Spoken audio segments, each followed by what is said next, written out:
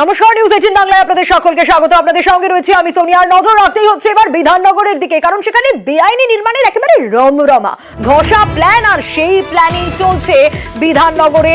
একের পর এক বেআইনি নির্মাণ, প্রমোটার দৌরাত্ম। এর আগেও বেআইনি নির্মাণের খবর নিউজ 18 বাংলায়। তাৎক্ষণিক পদক্ষেপ হলেও ফের বেআইনি কারবার। পুরসভার নোটিশেও বেপরোয়া বিধাননগরের প্রমোটাররাও। বিধাননগর পুরসভার ভূমিকাতে উঠছে প্রশ্ন। স্থানীয়রা কি বলছেন শুনুন।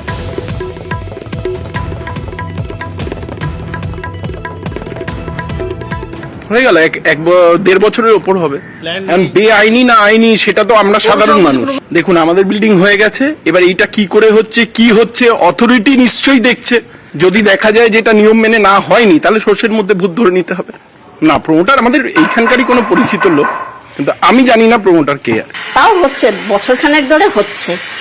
এমনি আমাদের কোনো অসুবিধা হয়নি। কলটা মাল নিয়ে আসতে গিয়ে কলটা ভেঙে গেছিল, এখনো তো কিছু হয়নি। এখন পরে হওয়ার পরে যে কি হবে তখনই তো সেটা। এখন তো পাড়ার সবাই মিলে যদি সেই অবজেকশনটা করলে, একা করলে তো, একা বললে তো আর হবে না। কিন্তু নোটিশের পরেও বিধাননগরের প্রমোটাররা বেপরোয়া। অনুপের কাছ থেকে জানবো। অনুপ, স্থানীয়দের বক্তব্য আমরা দর্শকদের শোনাচ্ছিলাম। স্থানীয়রাও বলছেন সর্ষের মধ্যেই ভূত, বছর খানেক ধরে চলছে।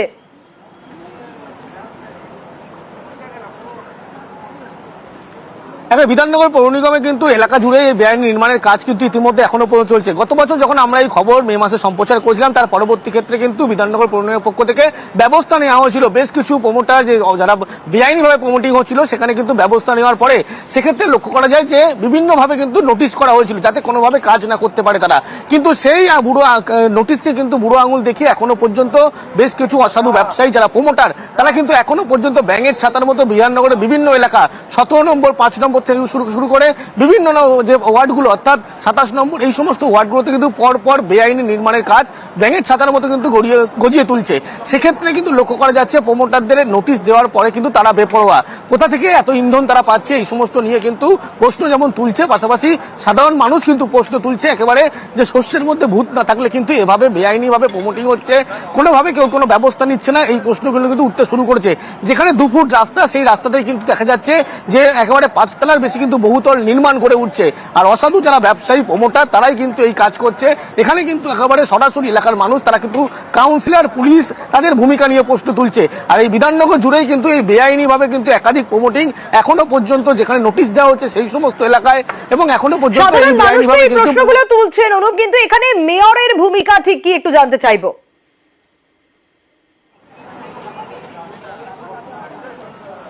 মেয়রের ভূমিকা নিয়েও প্রশ্ন যে গত বছর যখন মে মাসে নিউজ 18 বাংলার পক্ষ থেকে খবর সম্প্রচার করা হয়েছিল, সেক্ষেত্রে কিন্তু তিনি জানিয়েছিলেন যে ব্যবস্থা নেবে বেশ কিছু নোটিশ পাওয়ার কাজ বন্ধের। তার পরবর্তী ক্ষেত্রে টিম গঠন করেছিলেন, কিন্তু সেই টিম সেই সময় কাজ করলেও পরবর্তী সময় কিন্তু কোনো কাজ করেনি। অর্থাৎ সেক্ষেত্রে যেখানে নোটিশ দেওয়া হচ্ছে সেই সমস্ত জায়গায় আবারও নতুন করে নোটিশ থাকা সত্ত্বেও ভিতরে প্রমোটিং এর কাজ চলছে, এবং সেখানে কিন্তু এলাকার মানুষ সেই সমস্ত নিয়ে প্রশ্ন তুলছে। এবং এই গোটা যে বিধাননগর এলাকা, সেখানে কিন্তু একেবারে ঘষা প্ল্যানের মাধ্যমে এইভাবে বেআইনি প্রমোটিং হচ্ছে। আর এই প্রমোটিং গুলো যেগুলো করা হচ্ছে, অন্যদিকে মেয়রকে জিজ্ঞেস করে তিনি কিন্তু একেবারে আজকে সরাসরি যেদিকে দায়ী করছে কাউন্সিলরদের ভূমিকা নিয়ে। অর্থাৎ কাউন্সিলররা কিন্তু চোখ বন্ধ করে আছেন। পুলিশকে বারবার বলা হয়েছে পুলিশ ব্যবস্থা নিয়ে, পুলিশ চোখ বন্ধ করে আছে, এমনটাই কিন্তু মেয়র জানাচ্ছে। কিন্তু এই যে দেখভালের দায়িত্ব, গোটা যে বেআইনিভাবে নির্মাণ তৈরি হচ্ছে, এই সমস্ত দেখভালের দায়িত্ব কিন্তু বিধাননগর পৌর নিগমের। সেখানে পৌর নিগমের ভূমিকা নিয়ে কিন্তু সঙ্গে থাকো মেয়র কৃষ্ণা চক্রবর্তী। তিনি দাবি করছেন যে পুরসভা কোনো বেআইনি নির্মাণ কোনোভাবেই বরদাস্ত করবে না। তিনি অবশ্য দায় চাপাচ্ছেন পুলিশ ও স্থানীয় কাউন্সিলরদের উপর। কি বলেছেন শোনাবো। আমাদের কর্পোরেশন তাদের যত আমরা স্টেপ নিয়েছি, বন্ধ করে দিয়েছি, পুলিশকে বলে দিয়েছি, এবং আমরা সেই বিল্ডিংয়ে ইনলিগাল কাজ বন্ধ লাগিয়ে দিয়েছি। এবারে আপনারা আবার বলছেন হচ্ছে, আমি আবার পাঠাচ্ছি সেই থানার পুলিশকে। আমি বলছি যে তারা কেন এই জিনিসটাকে দেখা সত্ত্বেও চোখ বন্ধ করে আছে, লোকাল কাউন্সিলর কেন চোখ বন্ধ করে আছে। বারবার বাংলার মাননীয় মুখ্যমন্ত্রী তিনি ইনলিগালে সরব হচ্ছে। আমি বিধাননগর মেয়র হিসেবে কাজগুলো বন্ধ করে দিয়েছি, এবং আবার যখন আপনারা বলছেন, আবার আমি লোক পাঠিয়ে থানার সঙ্গে কথা বলে আমার কর্পোরেশনের যা করার আপনি নিশ্চিত থাকবেন আমরা করব। এদিকে পূর্বতন রাজারহাট গোপালপুর পুরসভায় ঘষা প্ল্যানেই বেআইনি কারবারের অভিযোগও উঠে আসছে এবং সেখানে তৎকালীন পুরো চেয়ারম্যান বর্তমান তৃণমূল বিধায়ক তাপস চট্টোপাধ্যায় তারা যেগুলো কথা বলেছেন অভিযোগ পেলেই আশ্বাস নেবেন এমনটাও জানিয়েছেন, কিন্তু অভিযোগ তো থাকছেই যে ঘষা প্ল্যানে বেআইনি কারবার হচ্ছে। এ নিয়ে অনুপের কাছ থেকে জানবো, অনুপ এই অভিযোগটা তো থাকছেই।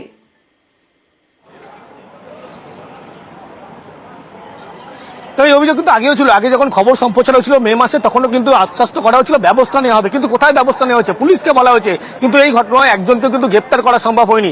যে ঘষা প্ল্যানের কথা বলা হচ্ছে, যখন রাজারহাট গোপালপুর পৌরসভা ছিল তখন কিন্তু যে প্ল্যান পাস করা হয়েছিল সেই পুরনো প্ল্যানেই নতুন যে বিধাননগর পৌর নিগম গঠন হয়েছিল, এখনো পর্যন্ত সেই বিধাননগরে কিন্তু পুরনো যে প্ল্যান সেই প্ল্যান দেখিয়েই কিন্তু প্রমোটার যারা অসাধু ব্যবসায়ী অনেক নেতার ঘনিষ্ঠ তারা কিন্তু এই সমস্ত কাজকর্ম করে চলেছেন, এমনটা কিন্তু স্পষ্ট করা হচ্ছে। এবং সব মিলিয়ে বলা যায় এখনো পর্যন্ত ঘষা প্ল্যানের কথা বলা হচ্ছে, সেখানে কিন্তু এবারও তাপস চট্টোপাধ্যায় তৎকালীন তিনি চেয়ারম্যান ছিলেন, বর্তমানে তৃণমূল বিধায়ক রাজারহাট নিউটাউন বিধানসভায়, তিনি বলছেন ব্যবস্থা নেবে। সেক্ষেত্রে কেন ব্যবস্থা আগে নেওয়া গেল না, এই প্রশ্নগুলো উঠছে।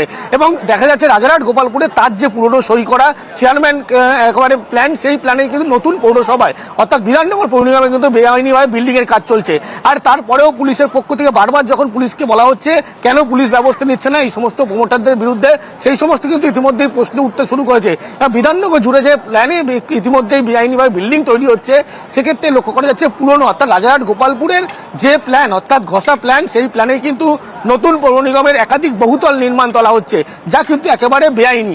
আর এখানেই কিন্তু মেয়রের ভূমিকা বা তৎকালীন যখন খবর সম্প্রচার তারা কিন্তু প্রত্যেকে আশ্বস্ত করেছিলেন, কিন্তু কোনো রকম ব্যবস্থা নেওয়া হয়নি। পুলিশের পক্ষ থেকেও কিন্তু কোনো গ্রেপ্তারের সংখ্যা দেখা যায়নি, শুধুমাত্র আশ্বস্ত করা হয়েছিল, নোটিশ দেওয়ানো হয়েছিল। তার পরবর্তী ক্ষেত্রে কিন্তু আবারও লক্ষ্য করা যাচ্ছে একইভাবে বেআইনি নির্মাণের কিন্তু কাজ, আগের যে প্ল্যান সেই প্ল্যান দেখিয়ে নোটিশ দেওয়া সত্ত্বেও নতুন করে আবার এই কাজ চলছে। একেবারে অনুপ, এবং তৎকালীন পুরো চেয়ারম্যান ও বর্তমানে তৃণমূল বিধায়ক তাপস চট্টোপাধ্যায় তিনি কি বলেছেন একটু শোনাবো। এরকম ধরনের কোনো প্ল্যান থাকে দিন, তার বিরুদ্ধে এফআইআর করুন। প্রথমত আমাদের 2014 সালের 14ই জুলাই এবার 21শে জুলাই সম্ভবত আমাদের টেনিওর শেষ হয়েছে, তারপরে কোনো প্ল্যানে থাকার কথা না। আমিও শুনেছি কেউ কোনো একটা বৃত্ত এর কাজ হয়তো করছে। স্পেসিফিক অভিযোগ থাকলে বিরোধীদের উপর তাদের সঙ্গে আমার সম্পর্ক ভালো। ইলিগাল প্রমোটিং এটা হচ্ছে একটা ন্যাশনাল প্রবলেম। মুখ্যমন্ত্রী নিজেও নির্দেশ দিয়েছেন, বিরোধীদেরও বলবো, যে বিরোধী বন্ধুদেরও বলবো, এরকম কোনো বিষয় থাকলে আপনাদের মাধ্যমে যদি আমার কাছেও প্রেস করেন, আমার কাছে আসেন, আমি তাদের বিরুদ্ধে আইনত ব্যবস্থা নেবো। একটা ডকুমেন্টস আমি এরকম ডকুমেন্টস চাইছি।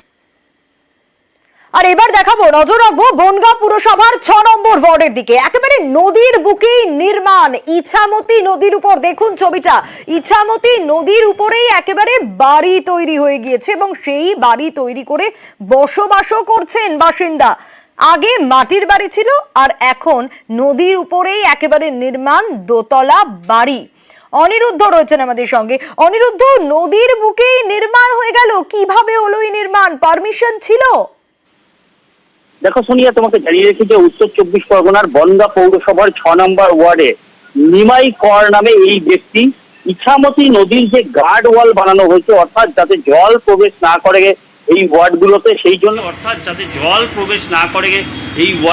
সেই জন্য যে গার্ডওয়াল তৈরি করা হয়েছে, সেই গার্ডওয়ালের ভিতরে ইছামতি নদীর মধ্যেই তিনি বাড়ি নির্মাণ করেছেন। ইছামতি নদীর মধ্যে কংক্রিটের পিলার করে তিনি বাড়ি করেছেন এবং তার স্ত্রী কিন্তু জানিয়েছেন যে তারা এটা অবৈধভাবে করেছেন, তিনি স্বীকার করেছেন এবং এরকম ভাবে অনেকেই বাড়ি করেছেন, এরকম অজুহাত দিয়েছেন এবং তিনি বলেছেন যদি ভেঙে দেয় দেবে, কিন্তু তার স্ত্রী জানেন যে তিনি অন্যায়ভাবে এরকম বেআইনি ভাবে তিনি ওখানে বাড়ি করেছেন, তবুও তিনি বাড়ি করেছেন তেমনই দাবি করেছেন। অন্যদিকে বনগাঁ পৌরসভার পৌরপিতা গোপাল শেঠ জানিয়েছেন যে এই ধরনের বাড়ি হয়েছে তাদের জানা ছিল না, তাদের আগে অর্থাৎ আগের যে বোর্ড ছিল বা পুরোনো দিনের যে সমস্ত বোর্ড ছিল সেই আমলে এই বাড়ি নির্মাণ হয়েছে। তিনি সাংবাদিকদের মাধ্যমে প্রাথমিকভাবে জানতে পারলেন এরকম ঘটনা, তিনি দেখবেন এবং যদি বিদ্যাধরী ডিভিশন তাদেরকে অন্য জায়গায় থাকবার ব্যবস্থা করে দেয় তাহলে হয়তো বা এখান থেকে অন্য স্থানান্তর করতে পারবে, যেমন জানিয়েছেন বনগাঁ পৌরপিতা। যদিও বিদ্যাধরী ডিভিশনের সঙ্গে আমরা যোগাযোগ করবার চেষ্টা করেছিলাম, তাদের কোনো প্রতিক্রিয়া পাওয়া যায়নি। সোনিয়া, বেশ অনিরুদ্ধ, একটু শোনাবো যারা এই বাড়িতে বসবাস করেন, বাড়ির মালিক যিনি তিনি বলছেন বেআইনি বাড়ি হয়েছে, ভুলও স্বীকার করেছেন, শুনুন। বহু ঘর নদীর পার দিয়ে আছে এরকম, সেইগুলো না রে আগে দেখতে হবে। আপনার যেটা বাড়ি রয়েছে নদীর উপরেই, যে গার্ডওয়ালের পরে যে বাড়িটা করেছেন আপনারা, সেটা কি করা ঠিক হয়েছে? ঠিক হয়নি, মানে এটা জানতেন যে ওটা বেআইনি হচ্ছে করছেন? এটা তো খাস জমি, কোনো ইয়েই নেই। না না, আপনার তো নদীর মধ্যে তো ওটা। আমার নদীর ভিতরে। হ্যাঁ, তা সেটা কি করা যায় নদীর মধ্যে বাড়ি? করা যায় না তো। মানে এটা জেনে তো- শুনেই করেছেন? হ্যাঁ, জেনে শুনেই করা। মানে আপনি করা যায় না জেনেই করেছেন, তাই তো? সেটা তো আমার বাবা করেছে। আর এক গাড়ি মানে বাড়ি আমাদের এই তো গার্ডওয়াল এই তো মাঝে হালে হয়েছে, এর আগে তো ছিল না। না, এই, বাড়িটা তো গার্ডওয়ালের পরে করা হয়েছে। বাড়ি গার্ডওয়ালে ওইটা পরে করা হয়েছে, আগে ছিল মানে ওই পায়খানা বাথরুম যে নিচে ওটা আগের থেকেই। মানে আমাদের নৌকা নিয়ে আমাদের কাজকর্ম তো সব জলেই কাজ আমাদের। এবার মানে নদীর থেকে আমাদের নদীর সাথে আমাদের রুটি রোজি সব নদীর সাথেই টাচ। আমাদের নৌকা ফৌকা সবকিছু মানে থাকে ওদিকে, নদীতেই থাকে, মানে দেখাশোনার একটা ব্যাপার থাকে। তো ওর জন্যই করেছে, করিনি তো আমি, আমার বাবাই করেছে। পৌরসভার চেয়ারম্যান গোপাল শেঠ কি বলছেন শুনুন। এটা আপনাদের মাধ্যমে শুনলাম, কারণ দীর্ঘদিন আগে যেটা খবর পেয়েছি 8-10 বছর আগে নাকি বাড়িটা হয়েছিল। তার আগে ওখানে যে ঘাটে যে লোকটা নৌকা পারাপার করতো সেই লোক এমনি প্রতিবন্ধী, সেখানে বসবাস করতো, সেখানে পাকা বাড়ি করেছে। সুতরাং আমাদের সময়ের ঘটনা না, বিষয়টা আমাদের নজরে আসলো। তবে রেল বা বিদ্যাধরী ডিভিশন যেটা জায়গা আছে, এরা অরক্ষিত অবস্থায় সমস্ত জায়গায় রেখেছে, যার জন্য এগুলো হয়েছে। এই জায়গাগুলোর বিদ্যাধরী ডিভিশন বা রেল দপ্তরের যেখানে থাকবে সেখানে পুনর্বাসন দিলে তারা চলে যাবে। আর এবার দেখাবো সোনারপুরের ছবি, কারণ সেখানে পুকুর ভরাট হয়ে যাচ্ছে, একেবারে কাদা মাটি ফেলে চলছে জলা জমি ভরাটের কাজ। কিন্তু কেন, কারা করছে এই ভরাট, কাদের বিরুদ্ধে এই অভিযোগ, এই প্রশ্নগুলো তো উঠে আসছে যে কেন এইভাবে পুকুর ভরাট চলছে, আদৌ কি পারমিশন রয়েছে এই পুকুর ভরাটের? অর্পণের কাছ থেকে জানবো, অর্পণ, পারমিশন কি রয়েছে, কেন, কাদের বিরুদ্ধে অভিযোগ, কারা এভাবে পুকুর ভরাট করছে?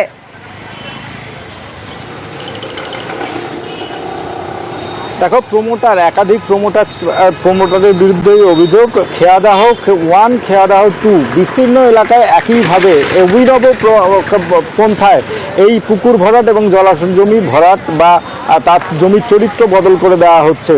কাদামাটি যেটা সচরাচর দেখা যায় যে মাটি দিয়ে পুকুর বা জলাজমি ভরাট করা হচ্ছে, এক্ষেত্রে দেখা যাচ্ছে যে কাদা মাটি সমৃদ্ধ যে জল, যে বড় বড় আবাসনগুলো তৈরি হয় সেই আবাসনের জন্য যে পাইলিং করা হয়, তার মধ্যে থেকে যে বেরোনো কাদামাটি, সেই কাদামাটি ট্যাঙ্কারে ভরা হচ্ছে। তুমি জানবে যে নির্দিষ্ট সময় পর যে পেট্রোলের গাড়ি বা ডিজেলের যে গাড়িগুলো আসায় সেই গাড়িগুলো বাদ চলে যায়, এবং সেই গাড়িকে ব্যবহার করা হচ্ছে পুলিশের চোখে ফাঁকি দেওয়ার জন্য। এবং তারা এসে পাইপের মাধ্যমে যে পুকুর বা জলাজমি রয়েছে, যে কথা তুমি বলছিলে, এখানের এই গাড়ির চালক কি বলছেন, তিনি কি আদৌ বিষয়টার সঙ্গে অবগত যে পুকুর ভরাট হয়ে যাচ্ছে? শুনি। কাদা আছে, পালিং কাজ হচ্ছে না, কাদা আছে মানে এই করে এটা কোথা থেকে আনা হচ্ছে? এই তো মানে ফ্ল্যাট হচ্ছে ওখান থেকে, ফ্ল্যাট থেকে জমিন আছে, বলতে ভাই জায়গাটা গাড্ডা আছে, ভর্তি হয়ে মানে জায়গাটা মাটি ফেলা হচ্ছে। মোদ্দা কথা মাটির ক্রাইসিস বলে মানে এই পাক মাটি ফেলছেন। কতদিন ধরে চলছে এটা? এই তো কাল থেকে আসছে। কেন, কি হয়েছে বলো তো? এই গাড়িটা তো লেখা রয়েছে, এই যে এইচপির গাড়ি যেটা লেখা রয়েছে, হিন্দুস্তান পেট্রোলিয়ামের গাড়ি যেটা লেখা রয়েছে, এটা কি মানে এখানে কি ডিজেল পেট্রোল পাওয়া হতো নাকি? ডিজেল পেট্রোলে বাদ হয়ে গেছে গাড়ি, ডিজেল পেট্রোলে চলতো, গাড়ি বাদ। আবারও ফিরবো, ঠিক কি বিষয়টা, গাড়ির চালকের বক্তব্য তো আমরা শুনলাম।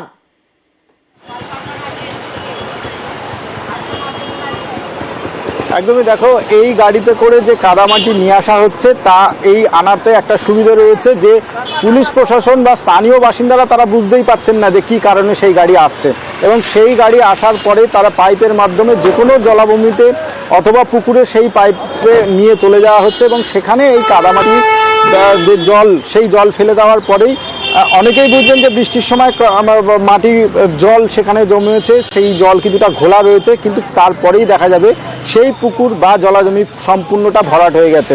প্রশাসনের আর স্থানীয় যে নেতৃত্ব রয়েছে, অর্থাৎ শাসক দলের একাংশ এর সঙ্গে জড়িত বলে স্থানীয় মানুষজন তারা অভিযোগ করছেন। কিন্তু কতদিন ধরে চলছে, কতদিন ধরে এই কাজটা চলছে বলে অভিযোগ উঠে আসছে?